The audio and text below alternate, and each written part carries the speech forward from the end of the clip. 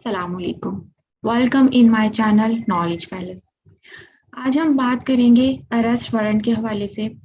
क्योंकि जो टॉपिक हम लोग डिस्कस कर रहे हैं और जो चैप्टर हमारा कंटिन्यू है वो है process to compel appearance of the person, या फिर हम ये कह सकते हैं कि मोड्स टू कंपेल अपीयरेंस। ये मैं आपको दिखा देती हूँ। ये चैप्टर 6 है, process to compel appearance. Last lecture में भी मैंने आपको बताया था कि जब कोर्ट ने कॉल करनी होती है, एक्यूज को बुलाना होता है, तो चार मोड्स जो हैं, 4 डिफरेंट मोड्स अडॉप्ट किए जाते हैं। 4 तरीकाकार जो है इख्तियार किए जाते हैं, जिनमें सबसे पहले तो समन है। सबसे पहले कोर्ट समन करती है। अगर वो पर्सन जिसको समन किए गए हैं वो आ जाता है कोर्ट में। समन समन क्या है? बुलाने का कोर्ट में एक तरीका है, एक प्रोसेस है। समन के जरिए कोर्ट में बुलाया जाता है, कॉल की जाती है,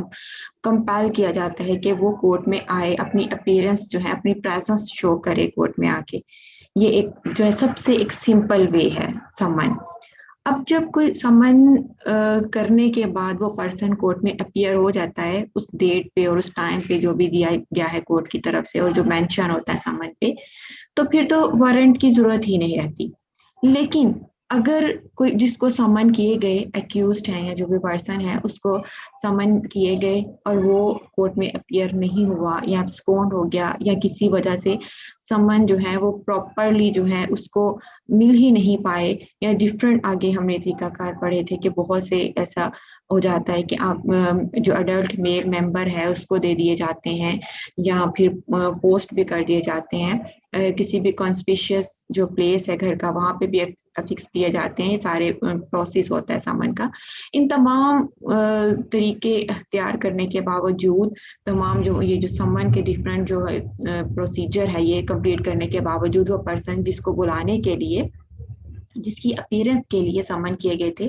वो कोर्ट में अपीयर नहीं होता, तो फिर उसे उसके वारंट जारी किए जाते हैं। और वारंट जारी जब किए जाते हैं उस पे अगर कोई पर्सन आ जाता है तो फिर आगे फर्दर जो प्रोसीडिंग स्टार्ट होती है, फिर प्रोक्लेमेशन की जरूरत नहीं रहती। लेकिन अगर वारंट इशू करने के बावजूद वो पर्सन नहीं आता, एब्सकॉन्ड हो जाता है, तो फिर प्रोक्लेमेशन ऑर्डर किया जाता है, जिसका मतलब है कि इश्तिहारी करार दे देना। कहा जाता है कि वो उसको इश्तिहारी करार दे दिया कोर्ट जो है,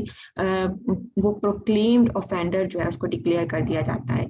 और फिर भी अगर वो नहीं अपीयर होता तो फिर उसकी एब्सेंस में उसकी प्रॉपर्टी अटैच कर ली जाती है। ये 4 मोड्स हैं। अब जो फर्स्ट वाला है वो तो बहुत सिंपल है, समन। जो है समन पे इन डिटेल मैं लेक्चर जो है पहले अपलोड कर चुकी हूँ। अब दोबारा तो मैं इस पे बात नहीं करूंगी, क्योंकि एक पूरा जो है इसका जितने भी हमारे इसके 68 से 74 तक जो हमारे सेक्शंस हैं वो डील कर रहे हैं समन को। ये सारे इन पे मैं एक अलग लेक्चर अपलोड कर चुकी हूँ। तो आज हम बात करेंगे वारंट पे, अरेस्ट वारंट पे। क्योंकि जब हमने समन कोर्ट ने इश्यू किए और वो पर्सन अपीयर नहीं हुआ कोर्ट में, तो फिर क्या होगा? फिर उसके वारंट इश्यू हो जाएंगे, अरेस्ट वारंट। वारंट का मतलब ये है, ये एक ऑर्डर है कोर्ट का, जो डायरेक्ट किया जाता है। ये वारंट इशू किए जाते हैं और इसका मतलब होता है कि इस पर्सन के लिए इशू किए गए हैं, उसको अरेस्ट करके कोर्ट के सामने लेके आया जाए।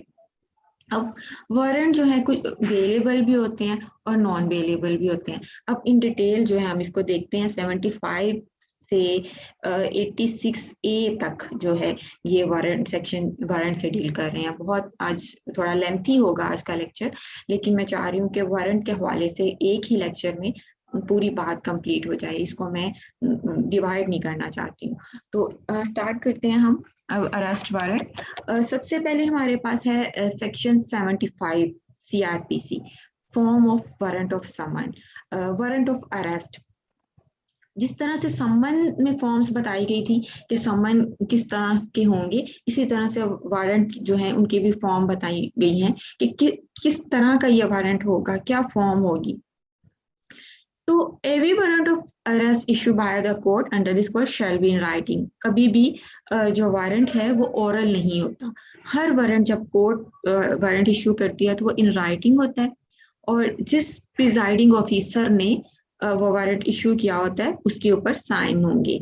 और अगर बेंच ऑफ मैजिस्ट्रेट है, लाइक ज्यादा मैजिस्ट्रेट हैं वो हेल्ड कर रहे हैं कोर्ट, तो बेंच ऑफ मैजिस्ट्रेट की सूरत में उन जो जितने भी मेंबर्स हैं उस बेंच के, उनमें से कोई एक मैजिस्ट्रेट जो है वो इस पे साइन कर कर सकता है और वो सफिशिएंट होगा। और जिस कोर्ट से इश्यू किए जा रहे हैं उस कोर्ट की सील जो है ऊपर वो जो है लगाई जाएगी, तो वो एक सब वारंट जो है वो तैयार रेडी हो जाएगा इश्यू करने के लिए। अब वारंट रेडी हो गया इशू के लिए, कोर्ट की तरफ से इशू हो गया। अब कब तक इसी की 75 जो हम डिस्कस करें, इसी क्लॉज 2 में बताया गया कि continuous of warrant of arrest कब तक कंटिन्यू रहेंगे। तो every such warrant shall remain in force until cancelled by the court which issued it or until it is executed। तो जो कोर्ट जब कोर्ट कोई वारंट इश्यू करती है तो वो कंटिन्यू ही रहता है जब तक कि उसे वो एग्जीक्यूट नहीं हो जाता। या फिर जो सेकंड कंडीशन ये हो सकती है कि जिस कोर्ट ने warrant of arrest warrant issue किया है वो इसको कैंसिल कर दे। अगर तो कोर्ट कैंसिल कर देती है तो फिर तो वो वहीं पर स्टॉप हो जाएगा। लेकिन अगर कोर्ट कैंसिल नहीं करती तो वो कंटिन्यू रहेगा जब तक कि वो एग्जीक्यूट नहीं हो जाता। और एग्जीक्यूट कैसे होगा, क्योंकि वो अरेस्ट वारंट है, तो जब उस जिस पर्सन की अरेस्ट के लिए वो वारंट जारी किया गया है कोर्ट की तरफ से वो अरेस्ट नहीं हो जाता, तो वो कंटिन्यू रहेगा जब तक वो पर्सन मिल नहीं जाता और उसको अरेस्ट नहीं कर लिया जाता, तब तक वो कंटिन्यू ही रहेगा। ये था हमारा सेक्शन 75 ऑफ सीआरपीसी 1898। अब आगे है हमारा 76, कोर्ट में direct security to be taken. अब सिक्योरिटी क्या होती है? सिक्योरिटी जब कोर्ट किसी पर्सन की प्रेजेंस को इंश्योर करने के लिए उसे डायरेक्ट करती है कि वो सिक्योरिटी दे कि वो कोर्ट में अपीयर होगा, जिस भी डेट पे उसे बुलाया जाएगा वो अपीयर होगा, तो इसे हम सिक्योरिटी कहते हैं। विद और विदाउट श्योरिटी जो है कोर्ट इश्यू करती है। अब जब जो कोर्ट वारंट इश्यू कर रही है उस कोर्ट की अपनी डिस्क्रिप्शन है कि जब वो वारंट इशू करती है तो उसी वारंट पर इंडोर्स कर देती है, इंडोर्समेंट दे देती है उसके, अगर वो पर्सन जिसके लिए वारंट इशू किया गया है वो बॉन्ड एग्जीक्यूट कर देता है विद सफिशिएंट श्योरिटीज जो हैं, जितनी भी डिमांड की गई है कोर्ट की तरफ से वो दे देता है श्योरिटी कि जो भी कोर्ट ने टाइम बताई गई है, जो भी कोर्ट की तरफ से दिन फिक्स किया गया है, जो भी स्पेसिफाइड टाइम है वो उस टाइम पे कोर्ट में अपीयर होगा। तो वो ऑफिसर जो है जो वारंट लेके जा रहा है अरेस्ट करने के लिए वो क्या करता है, वो श्योरिटी ले लेता है और उस पर्सन को रिलीज कर देता है और उसको डायरेक्ट कर देता है कि जो भी टाइम स्पेसिफाई किया गया है उस वारंट के ऊपर जो कि इंडोर्समेंट दी गई है, इंडोर्स किया गया कोर्ट की तरफ से, उस पर वो कोर्ट में अपीयर होगा। अब को वो इंडोर्समेंट क्या होगी, उस इंडोर्समेंट में क्या मेंशन होगा? 3 बातें जो हैं उस इंडोर्समेंट में, 3 पॉइंट्स उसके होंगे, 3 बातें उसमें मेंशन होंगी। फर्स्ट वन तो नंबर ऑफ श्योरिटी, कोर्ट की मर्जी है कि वो उसमें इंडोर्समेंट जब देती है, जब इंडोर्स करती है तो उसमें मेंशन कर देती है कि कितनी श्योरिटीज जो है उनको 2 3 4 जितनी भी उनको चाहिए, या एक वो नंबर ऑफ श्योरिटी मेंशन करती है कि इतनी श्योरिटी आपने देनी है। इसके अलावा अमाउंट, जितनी अमाउंट की श्योरिटी जो है कोर्ट ने डिमांड की होती है तो वो अमाउंट भी इसमें मेंशन की होती है, कितनी अमाउंट की श्योरिटी जो है वो कोर्ट में जो है सबमिट करवाए और वो पर्सन जिसको डायरेक्ट किया गया होता है, जिसके लिए वारंट इशू किया गया होता है, वो बाउंड होता है कि वो उतनी अमाउंट जो है वो सबमिट करवाए।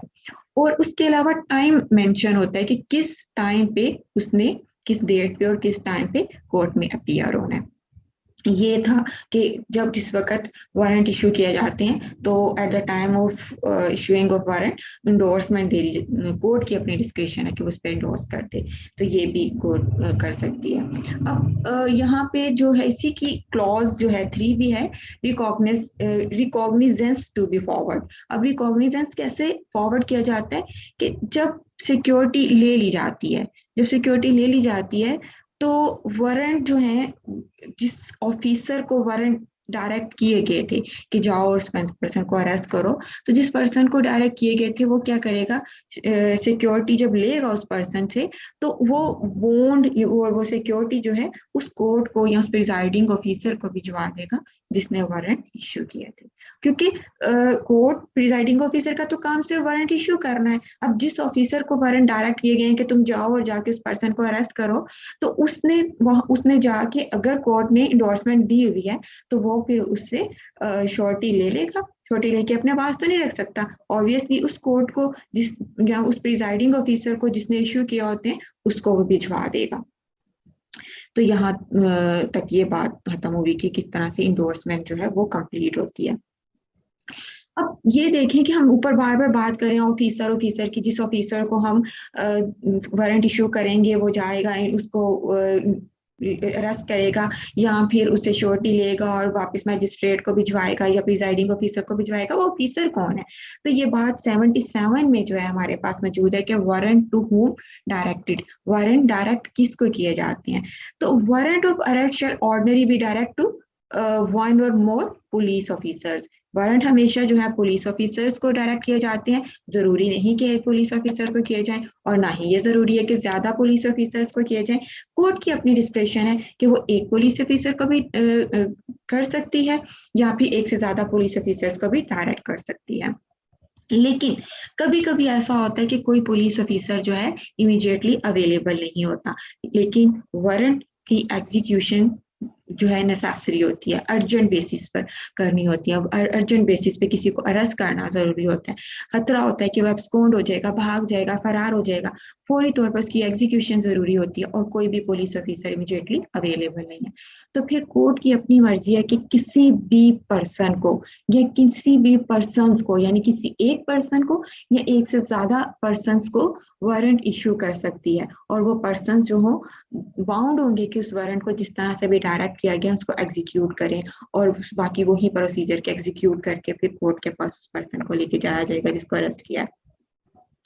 अब जब वारंट जो है 77 हम लोग डिस्कस करें तो इसी की क्लोज 2 को थोड़ा सा मजीद इसको डिफाइन किया गया कि अगर जैसे हम ऊपर बात करें कि पर्सन और पर्सन्स की, पुलिस ऑफिसर्स और पुलिस ऑफिसर्स की बात करें, तो जहां ज्यादा लोगों को डायरेक्ट किए जाते हैं तो फिर ज्यादा लोगों में से कौन इसको एग्जीक्यूट करेगा। 4 लोग हैं, 5 लोग हैं, तो इसको एग्जीक्यूट कौन करेगा। तो जब पर ज्यादा लोगों को वारंट डायरेक्ट किए जाते हैं या ज्यादा पर्सन्स को किए जाते हैं, तो वो सारे मिलके, तमाम लोग मिलके भी इसको एग्जीक्यूट कर सकते हैं, या उनमें से कोई एक या 2 या 3, जितने भी हो, जितना भी प्रैक्टिकेबल हो, जितना भी जितने लोगों के लिए पॉसिबल हो, वो उसको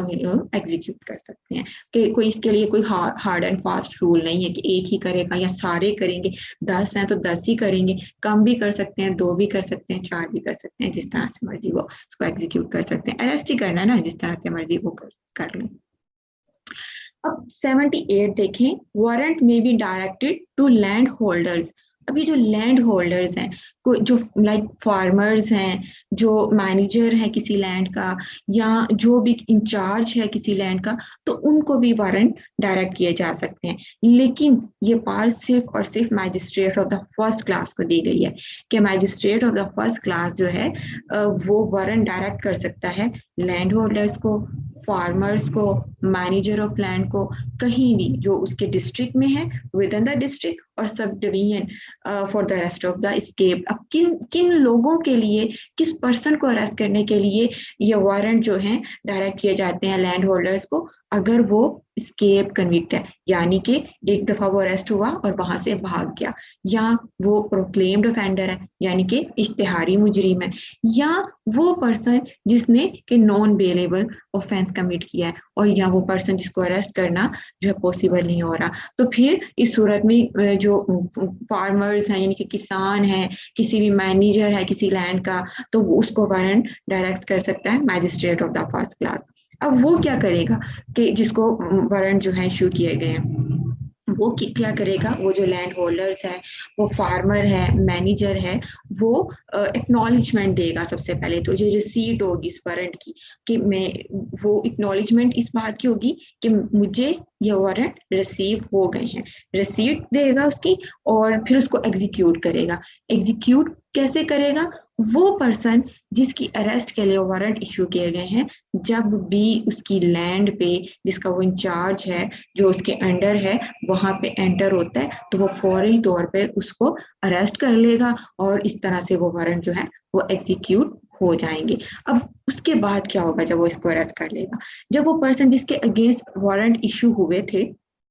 वो एंटर होता है किसी की प्रॉपर्टी वगैरह पे, फार्मर वगैरह के, तो वो इसको अरेस्ट कर लेता है। तो जैसे ही वो अरेस्ट कर लेता है तो ये थोड़ी करेगा कि उसको अपने पास ही रख ले या अपने घर में ही रख ले, वो खुद उसको पनिश करने लग जाए, नहीं, बल्कि जैसे ही वो उसको अरेस्ट कर लेगा तो वो जो भी नियरेस्ट पुलिस ऑफिसर होगा, जो भी नियरेस्ट पुलिस ऑफिसर जो भी होगा, उसे उसके पास ले जाएगा। फिर वो पुलिस ऑफिसर जिसके पास उसको ले जाएगा, वो फार्मर या फिर वो मैनेजर वगैरह, जिस पुलिस वो तो पुलिस ऑफिसर के पास लेके जाएगा। अब वो पुलिस ऑफिसर क्या करेगा, उस पर्सन को उस मैजिस्ट्रेट के पास लेके जाएगा जिस मैजिस्ट्रेट ने वारंट इशू किए होंगे। तो इस तरह से जिस कोर्ट ने वारंट इशू किए जिस पर्सन की अरेस्ट के लिए, वो पर्सन उसी कोर्ट या उसी मैजिस्ट्रेट के पास पहुंच जाएगा। अब जो 79 है वो कहता है कि warrant directed to police officer. मैंने आपको बताया कि पुलिस ऑफिसर्स को भी किए जा सकते हैं या किसी प्राइवेट पर्सन को भी किए जा सकते हैं या किसी भी फार्मर्स या फिर मैनेजर को भी किए जा सकते हैं, लेकिन अगर पुलिस ऑफिसर को किए गए हैं तो फिर क्या होगा। अब एक से ज्यादा पुलिस ऑफिसर्स हैं, उनको किए गए हैं तो उनको वो तो मिलके इसको एग्जीक्यूट कर सकते हैं। लेकिन अगर एक पुलिस ऑफिसर को किए गए हैं तो वो पुलिस ऑफिसर क्या कर सकता है, वो अपने बिहाफ पे किसी और पुलिस ऑफिसर को इंडोर्स कर सकता है उसका नाम, कि मेरी बिहाफ पे तुम इसको एग्जीक्यूट कर लो। उसके लिए पॉसिबल नहीं है इसको एग्जीक्यूट करना, या वो किसी और लिमिट्स में जा चुका है किसी, या फिर वो किसी भी वजह से उसके लिए उस टाइम पे पॉसिबल नहीं हो रहा उसको एग्जीक्यूट करना, तो वो जिसको उसने इंडोर्स करने या उसका नाम वगैरह इंडोर्स कर दे वारंट के ऊपर और उसे कहेगा कि जाके तुम इसको अरेस्ट कर लो, तुम इसको अपने बिहाफ पे किसी को भी कह सकता है, ये पुलिस ऑफिसर के पास इख्तियार है। अब आगे है notification of substance of warrant. अब जब पुलिस ऑफिसर या कोई प्राइवेट पर्सन या फिर वो मैनेजर है लैंड का, फार्मर है, कोई भी जिसको वारंट इशू किए गए हैं, तो उसने किसी को अरेस्ट करना, तो ऐसे तो नहीं कोई पर्सन किसी प्राइवेट पर्सन को अरेस्ट कर सकता, वो तो आगे से रेसिस्ट भी करेगा। तो अब वो क्या करेगा, जब उसको प्रॉब्लम हो रही है उसको अरेस्ट करने के लिए, तो वो नोटिफाई कर देगा उसका जो सब्सटेंस है उस वारंट का, उसे बताएगा कि तुम्हारे वारंट इशू हो चुके हैं और मैं तुम्हें अरेस्ट करना चाहता हूँ और मैं तुम्हें अरेस्ट करने आया हूँ। तो अगर वो पर्सन कहता है कि मुझे दिखाओ वारंट किधर है, तो फिर अगर जरूरत पड़े तो उसे वो वारंट दिखा भी सकता है। तो इस तरह से वारंट दिखा के वो उसको एग्जीक्यूट करेगा। अब जब अरेस्ट कर लिया गया है जिस पर्सन को, तो उसके बाद उसे कोर्ट में लेके जाने की बारी आती है। तो 81 में कहा गया है कि person arrested to be brought before court without delay. The police officer, कोई भी पुलिस ऑफिसर है जो कि एग्जीक्यूट कर रहा है वारंट, या कोई भी पर्सन है, प्राइवेट पर्सन है, या कोई भी मैनेजर है लैंड का, फार्मर है, जब उसने वारंट एग्जीक्यूट कर लिए तो विदाउट अननेसेसरी डिले उस पर्सन को कोर्ट के सामने लेके जाएगा। किस कोर्ट के सामने, जिसने के वारंट इशू किए होते हैं। तो वो ऐसा करने में ज्यादा डिले नहीं करेगा, फौरी तौर पर इसको कोर्ट के सामने लेके जाएगा। उसके बाद हमारे पास है 82, वेयर वारंट में बी एग्जीक्यूटेड। वारंट एग्जीक्यूट किधर किए जाएंगे, तो warrant of arrest may be execute at any place in Pakistan. Pakistan में किसी भी जगह पर वारंट एग्जीक्यूट किए जा सकते हैं। इसके लिए कोई पाबंदी नहीं है कि यहाँ पे एग्जीक्यूट करने हैं या वहां पे, किसी भी जगह पे वो पर्सन कहीं भी चला गया वहां पे जाके इसको अरेस्ट किया जा सकता है। अब ये देखें, ये बहुत इंपॉर्टेंट है, बहुत अहम ये हमारा सेक्शन है 83, warrant forward for execution outside jurisdiction. अब देखें, जिस मैजिस्ट्रेट ने वारंट इशू किए हैं उसकी जुरिस्डिक्शन से बाहर जाके किसी और मैजिस्ट्रेट की जुरिस्डिक्शन में उनको एग्जीक्यूट करना है। क्यों? क्योंकि वो पर्सन जिसको अरेस्ट करने के लिए वारंट इशू हुए हैं वो अब वहां पे मौजूद नहीं है, बल्कि वो वहां से फरार हो गया, एब्सकॉन्ड हो गया और कहीं और जाके छुप गया। तो अब उस सूरत में क्या होगा, अब कोर्ट ने वारंट इशू किए, अब कोर्ट चाहती है कि उसको एग्जीक्यूट भी करवाया जाए, लेकिन वो पर्सन उसकी जुरिस्डिक्शन में मौजूद नहीं है, वो किसी और मैजिस्ट्रेट की जुरिस्डिक्शन में है, कहीं और जा चुका है। तो अब क्या करेगी कोर्ट, पुलिस ऑफिसर को डायरेक्ट करने की बजाय वो वारंट बाय पोस्ट जो है उस मैजिस्ट्रेट को भिजवा देगी जिस मैजिस्ट्रेट की ज्यूरिसडिक्शन में उनको एग्जीक्यूट करवाना है। या तो मजिस्ट्रेट को भिजवा देगी, या फिर जो डिस्ट्रिक्ट सुप्रिटेंडेंट ऑफ पुलिस है, यानी जिसको हम डीएसपी बोलते हैं, उसको भी भिजवा सकते हैं और बाय पोस्ट भिजवाया जाएगा। तो उस एक डिस्ट्रिक्ट में एक डिस्ट्रिक्ट का मजिस्ट्रेट जो है वो इश्यू कर रहा है वारंट, लेकिन उसको एग्जीक्यूट करवाना है किसी और डिस्ट्रिक्ट में, तो वो फिर पुलिस ऑफिसर को देने की बजाय जिस डिस्ट्रिक्ट में जिस जगह पे उसको एग्जीक्यूट करवाना है वहां पे जिसकी जुरिस्डिक्शन है जिस मैजिस्ट्रेट की, उसको डायरेक्ट कर देगा, उसको बाय पोस्ट सेंड कर देगा, या वहां पे जो डीएसपी है उसको बाय पोस्ट सेंड कर देगा, ताकि वो अपनी जो लोकल लिमिट्स हैं उसकी जुरिस्डिक्शन है वहां पे इसको एग्जीक्यूट करे। अब जब भिजवा देगा तो वो मैजिस्ट्रेट या फिर वो डीएसपी जिसको वारंट जो है फॉरवर्ड किए होंगे वो उस पर अपना नाम जो है इंडोर्स करेगा, और अगर पॉसिबल है और वो उसको एग्जीक्यूट करेगा बिल्कुल इसी तरह से, इन्हीं मैनर्स में उसको एग्जीक्यूट करेगा कि जैसे कि वो खुद ही उसने इश्यू की हैं, और वो अपनी लोकल लिमिट्स में जो अपनी इसकी जुरिस्डिक्शन है अपनी हदूद में जो है उनको वारंट को एग्जीक्यूट करवाएगा। लेकिन यहाँ पे एक और बात भी है, ये तो 83 में ये बात कही गई कि डीएसपी को या मैजिस्ट्रेट को भिजवाए जाएंगे, लेकिन 84 में कहा गया कि warrant directed to police officer for execution outside jurisdiction. अब ऊपर तो ये था 83 में कि जब अपनी जुरिस्डिक्शन के अलावा किसी और जुरिस्डिक्शन में एग्जीक्यूट करवाने हैं तो उसी मैजिस्ट्रेट को भिजवा दिए जाएं या फिर डीएसपी को भिजवा दिए जाएं जिसकी लोकल लिमिट्स में एग्जीक्यूट करवाने हैं। लेकिन समटाइम ऐसा होता है कि एग्जीक्यूट तो किसी और की जुरिस्डिक्शन में करवाने हैं, मैजिस्ट्रेट की अपनी जुरिस्डिक्शन में एग्जीक्यूट नहीं हो सकते, लेकिन वो डीएसपी या मैजिस्ट्रेट को डायरेक्ट करने की बजाय वो पुलिस ऑफिसर को डायरेक्ट कर देता है। पुलिस ऑफिसर को डायरेक्ट करके कहता है कि वो इनको एग्जीक्यूट करे beyond the local limits of the jurisdiction of the court issuing the same, यानी कि जिस कोर्ट ने इशू की हैं उसकी जुरिस्डिक्शन के बाहर जाके किसी और मैजिस्ट्रेट की जुरिस्डिक्शन में अगर वो पर्सन मौजूद है तो वहां पे जाके इसको एग्जीक्यूट करे। अब उस सूरत में क्या होगा, जब वो पुलिस ऑफिसर्स को दे दिए जाएंगे तो वो ऊपर तो हमने ये देखा था कि वो बाय पोस्ट भिजवा रहा है, तो यहाँ पे उसने पुलिस ऑफिसर को डायरेक्ट कर दिया।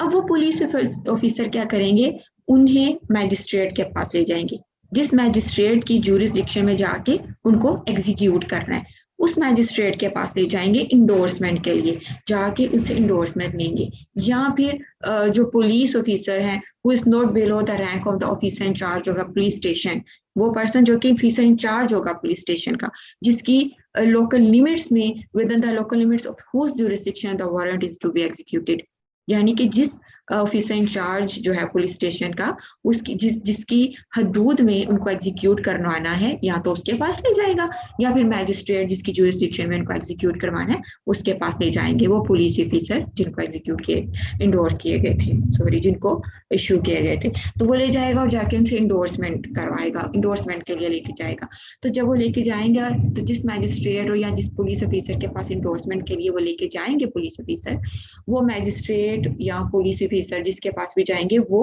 उसको इंडोर्स करेंगे, इंडोर्स में इजाजत देंगे, वो उसको उसके ऊपर इंडोर्स कर देंगे, अपना नाम वगैरह मेंशन कर देंगे, और ये जो इंडोर्समेंट होगी इस बात का सफिशिएंट प्रूफ होगी कि अब उन पुलिस ऑफिसर्स को किसी और मैजिस्ट्रेट या ऑफिसर जो इंचार्ज है पुलिस स्टेशन का उसकी लोकल लिमिट्स में या उस मैजिस्ट्रेट की जुरिस्डिक्शन में आके वारंट को एग्जीक्यूट करने का इख्तियार है, और उनको इजाजत मिल गई है कि वो अपनी जुरिस्डिक्शन से बाहर किसी और मैजिस्ट्रेट की जुरिस्डिक्शन में या किसी और officer in charge of the police station की लोकल लिमिट्स में आके भी वो उनको एग्जीक्यूट कर सकता है, क्योंकि ये इंडोर्समेंट जो हो गई, इंडोर्समेंट एक्चुअली इजाजत है, और फिर वो उनको वहां पे जाके एग्जीक्यूट कर सकते हैं, और अगर उनको जरूरत है कि वहां की जो लोकल पुलिस है वो इनकी हेल्प करे, उसको असिस्ट करे, तो फिर वहां की लोकल पुलिस को भी वो रिक्वायर कर सकते हैं कि वो हमें एग्जीक्यूट करने वारंट को एग्जीक्यूट करने में हमें असिस्ट करे, तो वो भी इसमें वो हेल्प ले सकते हैं, उनकी असिस्टेंस जो है वो तलब कर सकते हैं, और फिर वो पुलिस ऑफिसर्स जो है वहां के वो भी असिस्ट करेंगे। लेकिन इसी की क्लॉज 3 में ये कहा गया है कि अगर इतना टाइम नहीं है कि वो पुलिस ऑफिसर जिनको वारंट इशू किए गए हैं वो पहले मैजिस्ट्रेट या जो एसएचओ वगैरह है उसके पास जाए, और जो भी ऑफिसर इंचार्ज है पुलिस स्टेशन का, और उससे इंडोर्समेंट ले, इतना टाइम ही नहीं है। और ये डर है कि जब तक इंडोर्समेंट ली जाएगी तब तक वो पर्सन जिसको अरेस्ट करने के लिए वारंट इशू किया है वो फरार हो जाएगा, एब्सकॉन्ड हो जाएगा। तो फिर इस सूरत में वो इंडोर्समेंट नहीं लेंगे, इंडोर्समेंट लेने में अपना टाइम वेस्ट नहीं करेंगे, बल्कि वो डायरेक्ट जाके इंडोर्समेंट के बगैर ही वो डायरेक्ट जाएंगे और उसको एग्जीक्यूट कर सकते हैं। और क्योंकि अगर वो अपना टाइम वेस्ट करेंगे, इंडोर्समेंट लेने के चक्कर में लग जाएंगे, तो वो पर्सन जो है वहां से फरार हो सकता है और वो एग्जीक्यूशन जो है रुक सकती है। तो फिर यहाँ पे पुलिस ऑफिसर जो है उनका उनके पास इख्तियार है इनको कि वो उनको विदाउट इंडोर्समेंट जो है किसी भी प्लेस पर जो उसकी beyond the local limits of the jurisdiction of the court, जिस कोर्ट ने इशू किए हैं, जिस कोर्ट ने वारंट इशू किए हैं उसकी लोकल लिमिट से बाहर जाके किसी भी जगह पे जहाँ पे वो पर्सन मौजूद है जिसको के अरेस्ट करना है, वहां पे जाके उनको वो इसको एग्जीक्यूट कर सकते हैं विदाउट इंडोर्समेंट। तो ये था हमारा सेक्शन 84। उसके बाद है हमारे पास section 85, procedure on arrest of person against home warrant issue. अब वारंट इशू जो हुए थे वो एग्जीक्यूट हो गए और वो पर्सन जिसके लिए वारंट इशू हुए थे उसको अरेस्ट कर लिया। तो अब अरेस्ट के बाद क्या प्रोसीजर होगा, अरेस्ट करने के बाद क्या किया जाएगा उस पर्सन के साथ? तो when a warrant of arrest is executed outside the district in which it was issued, the person arrested shall, unless the court issued the warrant is 20 miles, यानी कि जहां जब उस पर्सन को अरेस्ट कर लिया गया है, जिस पर्सन के लिए वारंट जो है थे वो इशू किए गए थे, तो वो उसको जुरिस्डिक्शन अपनी जुरिस्डिक्शन से बाहर किसी और जगह पे जाके उसको अरेस्ट किया गया है, और वो कोर्ट जिसने इश्यू किए हैं अगर तो 20 माइल्स तक उसका फासला है, वो विद इन 20 माइल्स ही है, जो यानी कि जो प्लेस ऑफ अरेस्ट है जहां पे जाके उसको अरेस्ट किया गया वो प्लेस ऑफ अरेस्ट जो है उस जिस कोर्ट ने वारंट इश्यू किए थे उस कोर्ट के विद इन 20 माइल्स ही है वो कोर्ट ना, 20 मील तक का ही फासला है। तो फिर तो उसी मैजिस्ट्रेट के पास भी के जाया जाएगा। लेकिन अगर वो कोर्ट और प्लेस ऑफ अरेस्ट और वो कोर्ट जिसने इश्यू किए थे वो बहुत ज्यादा एक दूसरे से फासले पर है, बहुत दूर है, तो फिर ऐसा किया जाएगा कि जो भी नियरेस्ट मैजिस्ट्रेट है ना, या फिर जो भी नियरेस्ट डीएसपी है उस जिस जगह पे इसको अरेस्ट किया गया है जो कि प्लेस ऑफ अरेस्ट है, उसके जो करीब तरीन डीएसपी है या फिर करीब तरीन जो मैजिस्ट्रेट है उसे वहां पे लेके जाया जाएगा, उसके सामने जो पेश किया जाएगा। और फिर बाकी अगर वो श्योरिटी वगैरह उसमें मेंशन किया गया, एंडोर्समेंट वगैरह, जैसे कि हमने ऊपर देखा दिया पढ़ा था कि सेक्शन हम लोगों ने 76 में देखा था कि जब कोई कोर्ट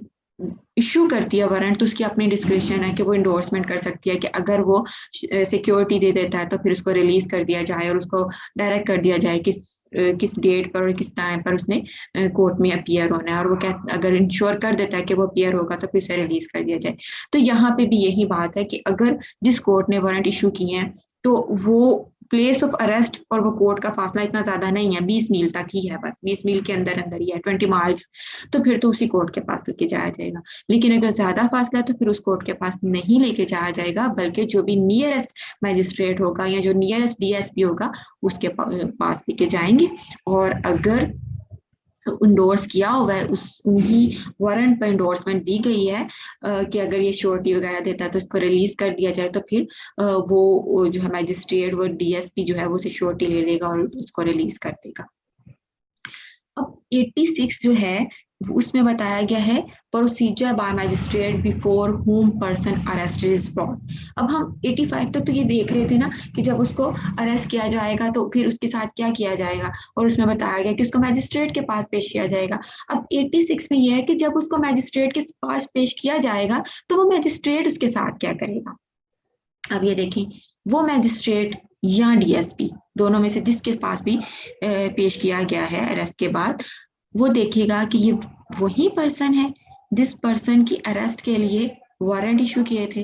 कहीं ऐसा तो नहीं कि वारंट तो किसी और पर्सन के को अरेस्ट करने के लिए किए गए थे और ये किसी और को उठा के ले आए हैं, वो पहले तो ये देखेगा। अगर वाकई में वो पर्सन है कि जिसके अरेस्ट के लिए वारंट इशू किए गए थे वो वाकई वो पर्सन है, वो ये कंफर्म हो जाता है, तो फिर डायरेक्ट कर देगा कि इसे कोर्ट की कस्टडी में भेज दिया जाए।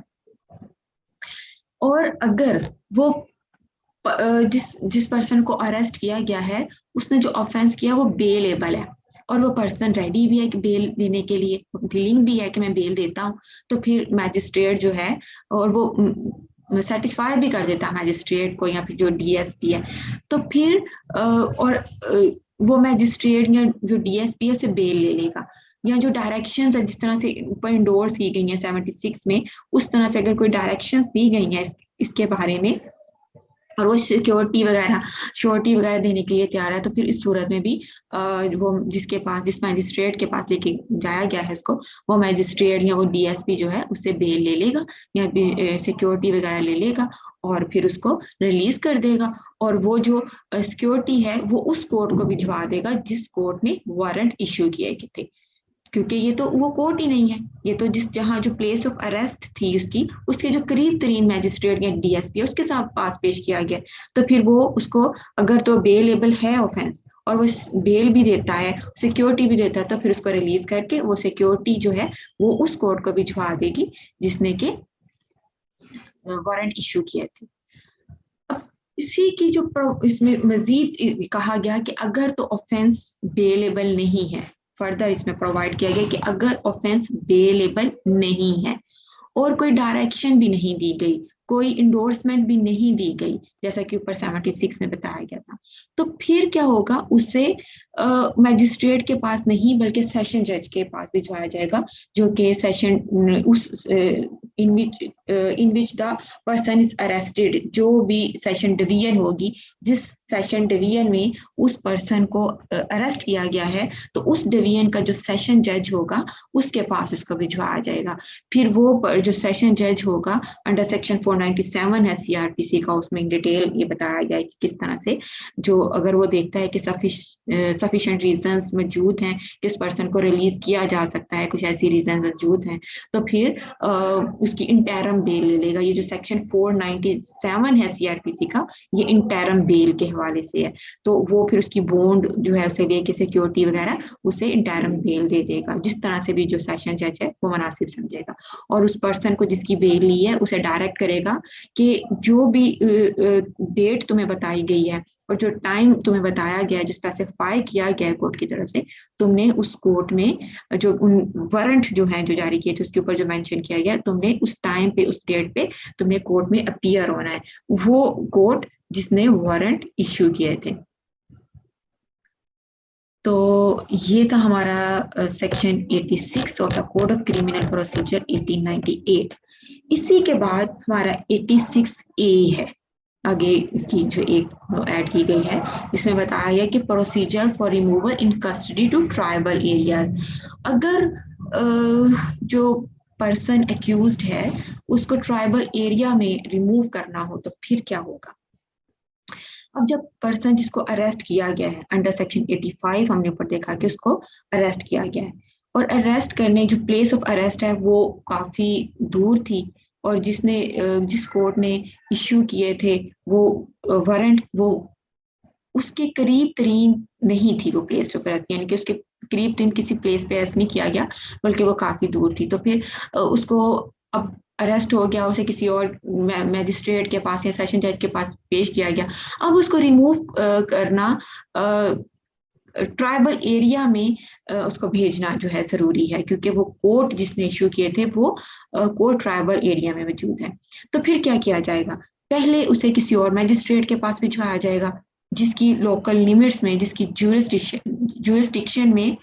उसको अरेस्ट किया गया था। मैं दोबारा रिपीट कर देती हूँ,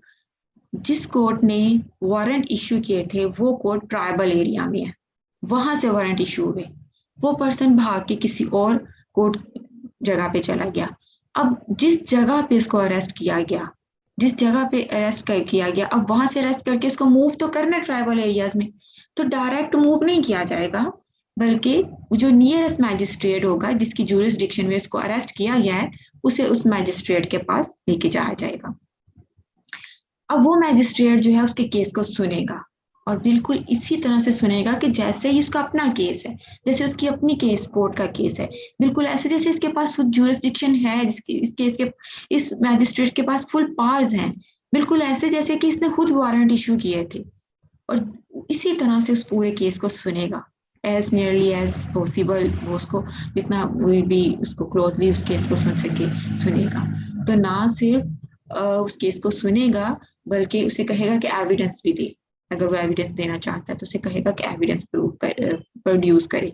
और अगर वो एविडेंस देता है वो पर्सन तो एविडेंस भी ले लेगा। तो एविडेंस ले लेने के बाद वो देखेगा कि वो पर्सन जिस पे चार्ज लगाया गया है किसी ऑफेंस का, उसने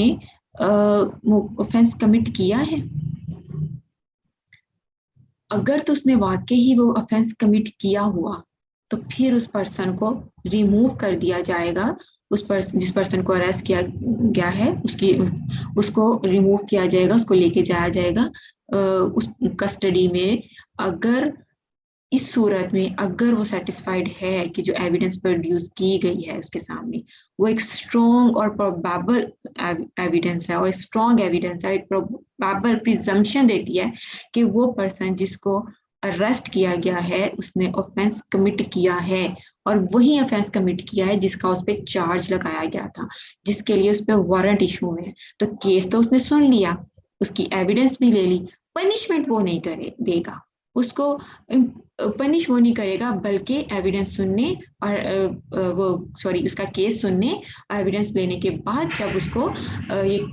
पूरी तरह से ये क्लियर हो जाएगा, वो सेटिस्फाई हो जाएगा कि स्ट्रॉन्ग एविडेंस मौजूद है कि उसने ऑफेंस कमिट किया है, तो फिर वो डायरेक्ट करेगा कि इस पर्सन को ट्राइबल एरिया में रिमूव कर दिया जाए जिस कोर्ट ने इशू किया था वारंट। तो ये हमारा था अरेस्ट वारंट के हवाले से हमारा आज का लेक्चर था। तो फिर यहाँ पे भी अब यहाँ पे देखा हमने कि वारंट जारी हुए किस तरह से हुए, किसने किए, किसको हुए, किस तरह से इनको एग्जीक्यूट किया गया, जुरिस्डिक्शन में किस तरह से किया जाता है, और बियॉन्ड द जुरिस्डिक्शन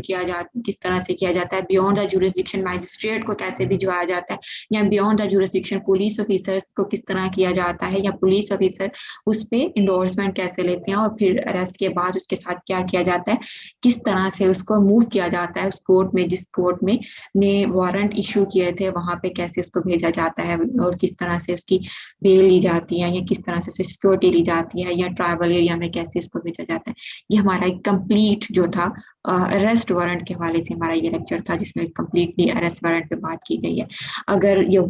ये तो बात थी अगर उस पर्सन को अरेस्ट करने के हवाले से, वारंट को एग्जीक्यूट करने के हवाले से। तो जब अगर वारंट एग्जीक्यूट नहीं होते, वो पर्सन कहीं गुम हो जाता है, मिलता ही नहीं है, वो कहीं भाग जाता है, तो फिर उस सूरत में प्रोक्लेमेशन इशू किया जाता है। लेकिन प्रोक्लेमेशन पे अब हम एक ही लेक्चर में बात नहीं कर सकते, ऑलरेडी लेक्चर बहुत लंबा हो चुका है। तो प्रोक्लेमेशन जो हमारा प्रोक्लेमेशन का प्रोसेस है इस पे हम बात नेक्स्ट लेक्चर पे करेंगे। उम्मीद है आपको लेक्चर समझ आया होगा। आज के लिए इजाजत दीजिए, अल्लाह हाफिज।